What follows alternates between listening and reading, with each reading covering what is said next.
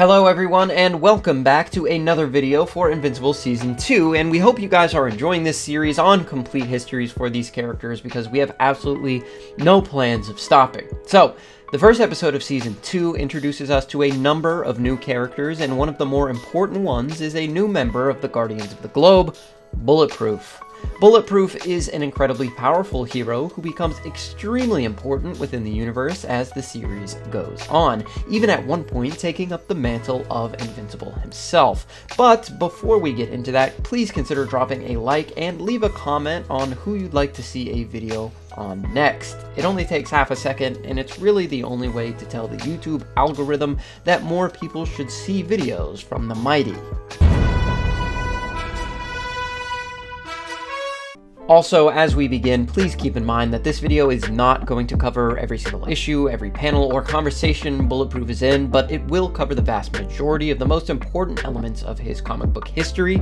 Additionally, in order for the story to make the most sense, I may not necessarily cover every event as it occurred in the comics, but rather in a way that presents itself most logically. So without further ado, today I will be bringing you the complete comic book history of Zandale Randolph, otherwise known as Bulletproof. Bulletproof's first comic book appearance was in Invincible issue number 9, of course written by Robert Kirkman and drawn by Ryan Ottley.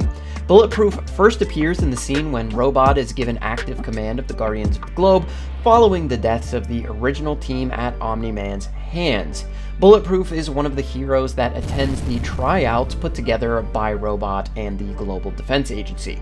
While we see him in the background, he's not initially chosen by Robot and isn't seen again in the series for a few issues.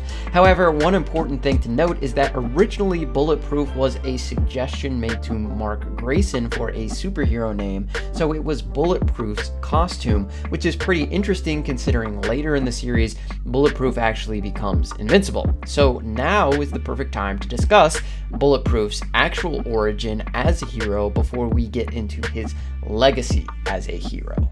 Bulletproof's actual origin isn't shown in the comics until issue number 97. Zandale Randolph, otherwise known as Bulletproof, grew up as the less desirable son of his parents. Zandale and his twin brother Tyrone were not great friends growing up. Tyrone was a genius and Zandale was, well, not.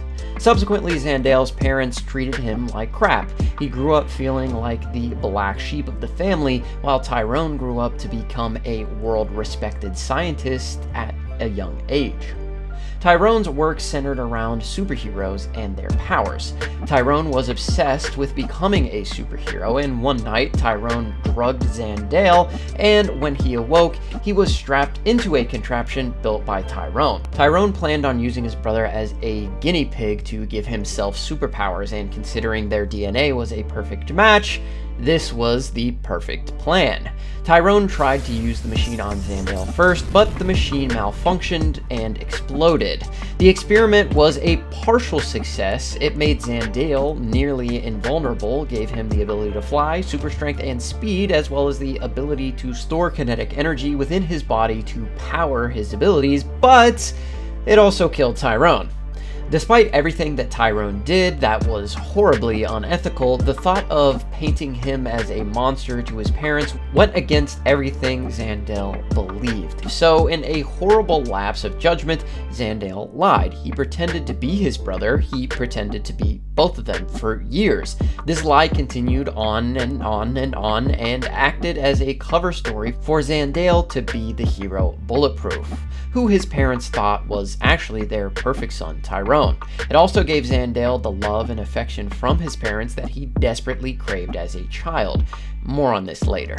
So Bulletproof's first real appearance within the story is in Invincible issue number 14, where following the second battle with the Flaxons, Donald Ferguson adds Bulletproof to the team without consulting Robot. Cecil and Donald both ultimately have the final say in the Guardians of the Globe, and adds Bulletproof because he's an extremely well-rounded hero.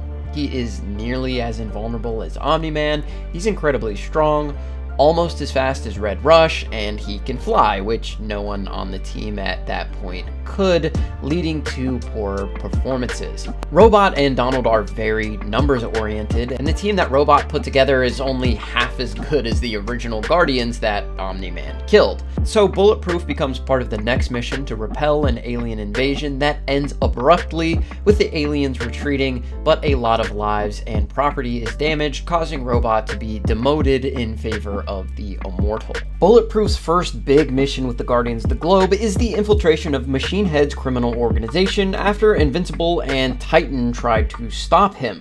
Bulletproof and Black Samson arrive as a second wave of heroes and are nearly beaten to death by Battle Beast.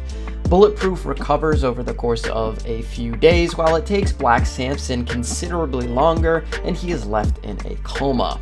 During the following weeks, Bulletproof is involved in a number of other minor villainous altercations, like the interdimensional threat Omnipotus, or Omnipotus, and another low-level villain named Mastermind, as well as Doc Seismic, with a new squad of goofy underground magma people. And honestly, Bulletproof is used fairly sparingly in the series over the next couple dozen issues. Most of these events are told far better in other videos, but none of them really center around Bulletproof. He's more like getting his ass kicked in the background.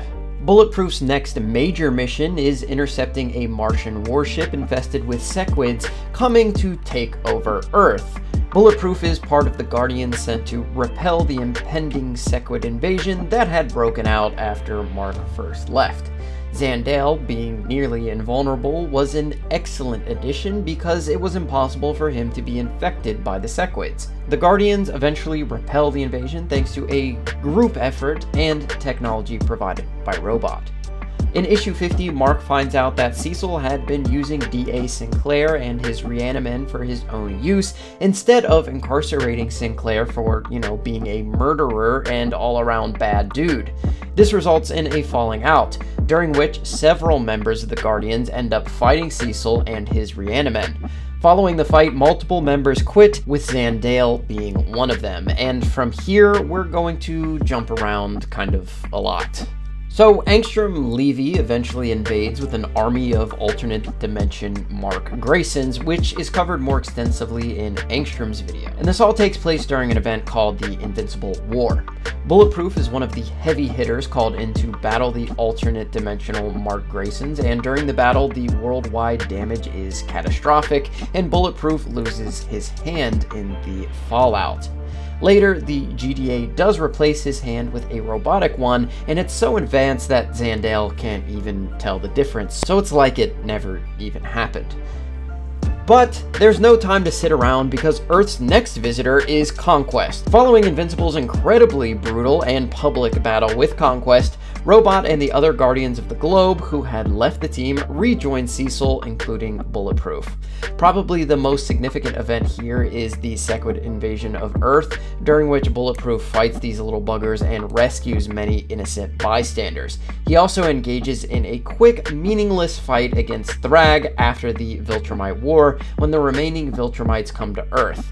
During this time, the only significant development we see for the character is his attempt and failure to rizz up Monster Girl. Bulletproof is prominently featured in the 6-issue miniseries Guarding the Globe, which takes place after the Flaxen invasion that resulted in Robot and Monster Girl leaving Earth. During this time, he starts dating a woman named Carla. Much of this story unfolds between the issues of Invincible, making it somewhat complex. However, not everything you see here is solely within the pages of Invincible. Two of the most interesting things that happen here are, first, we discover that Zandale is quite an artist and enjoys painting nude ladies. Second, and more importantly, Bulletproof engages in a brief sexual relationship with fellow hero named Outrun. For the sake of time, attention span, and the fact that almost all subsequent events are covered elsewhere in our other videos, I will jump to the next major milestone in Bulletproof's superhero career, his assumption of the mantle of Invincible. When Mark and Eve left the employment of Cecil Stedman and the GDA, they had bills they still had to pay and lives to live. They formed a company called Invincible Inc., a hero business for hire. Eve managed the majority of the company's contracts and opportunities while Mark handled the heroism. Bulletproof assisted them here and there as a superhero for hire, and if you followed the series, you'll undoubtedly know that shortly thereafter, Mark leaves the planet to confront the Viltrumites in an event known as the Viltrumite War. During this time, Mark contracts the Scourge virus, and this leaves Earth graceless. So who steps up and becomes the new Invincible? Our boy, Zandale. So earlier in the series, when Bulletproof assisted Invincible Inc.'s clients, they became kind of upset because they had paid for Invincible's help, not Bulletproof's, and they were getting Bulletproof instead of Invincible. As a result, Bulletproof decides to change his appearance a little bit. He cuts his hair, shaves his beard, wears Mark's suit, and tries to maintain enough distance so clients can't really tell that it's not Mark. In the next issue, we witness Bullet-Vincible, or Invinciproof, whichever you prefer, battling a giant monster named Walking Dead that feeds on electricity.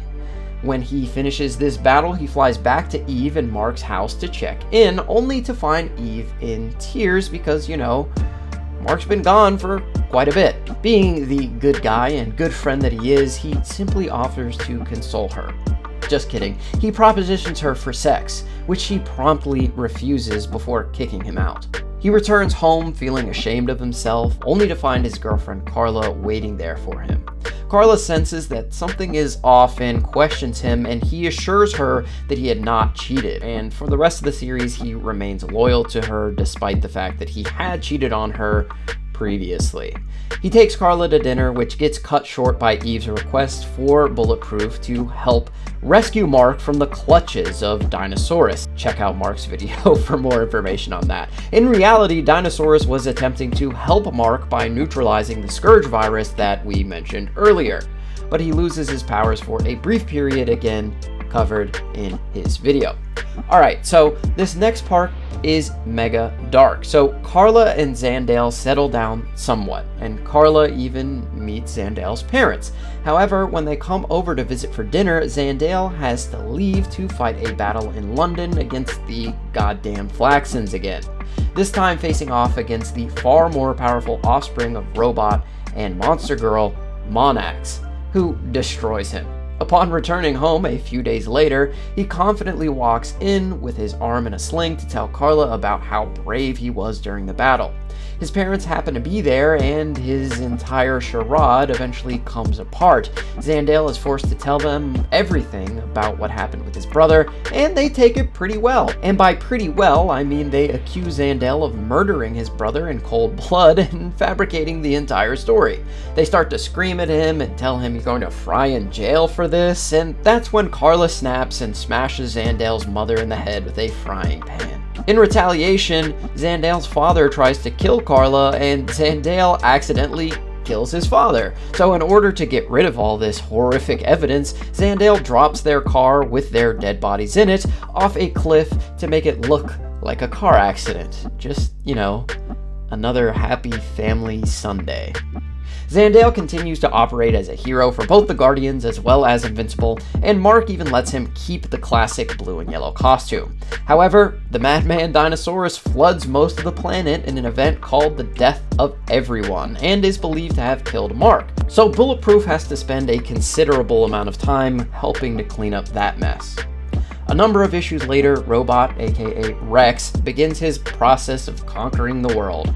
Despite the heroes of Earth attempting to combat Rex through guerrilla warfare, Rex is ultimately successful, primarily due to Bulletproof switching sides and leading Robot straight to the remaining heroes. Whoever doesn't side with Rex is imprisoned. Bulletproof helps lead Rex's forces, and one of the last remaining holdouts is the Immortal, who Bulletproof helps capture. However, after Bulletproof takes Immortal to where the other heroes are being held, Immortal activates a bomb, blowing himself up and permanently disfiguring Bulletproof. Despite this, Rex offers to fix his face, but Zandale refuses, finally trying to take accountability for all of the bad things he's done in his life, and wishes for his outside to reflect how he feels on the inside. Zandale continues to work for Rex, who he believes is doing real good on the planet until the eventual showdown between Mark and Rex. Rex is defeated and Zandale surrenders and presumably is captured for being a rat. And that's where Bulletproof's story ends, which is kind of abrupt, and I'm sorry for that, but you know, that's pretty much it. He's a character that comes in and out and in and out and in and out of the story at various points in between different arcs or during different arcs, so it's kind of hard to tell his story from beginning to end without jumping around a lot, and after this, we don't ever see him again. He's presumably taken into custody, and I guess he spends the rest of his natural life in jail. I read the last few issues over and over and over, and I didn't see anything indicating he has a happy ending. So he's a very complicated character, very tragic past, but ultimately a very selfish character who does everything for himself and himself alone. So thanks for watching, everybody. Please remember to check out all the other videos. They put all of this information in much better context, and it makes sense for you to start with those videos and then continue as we make them. Anyway, please let us know who you'd like to see a complete history on in the next video. Thanks again for watching, everybody, and remember the motto, it's bulletproof over everything, and I'll see you guys next time.